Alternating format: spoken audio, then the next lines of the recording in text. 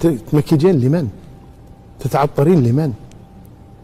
للرجال الأجانب والعياذ بالله، حتى يشم الناس رائحتك على ماذا؟ النبي صلى الله عليه وسلم نهى عن ذلك وحرمه. وأيما امرأة خرجت من بيتها متعطرة فوجد ريحها إنسان فهي كذا، يقول النبي صلى الله عليه وسلم، يعني زانية، يعني عليها إثم الزانية والعياذ بالله أو قريب من ذلك. فعلى الإنسان أن يتقين الله تبارك وتعالى. المسألة خطيرة جدا، ما فيها مجال للتهاون.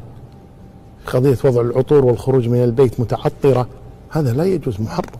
وإن قالت أنا أذهب إلى أهلي مباشرة وكذا يعني لا يجوز، لأن لا يلزم يصير بالسيارة، يصير ظرف طارئ، أي شيء، وشم الرجال رائحتها، وهذا لا يصلح هذا أبدا.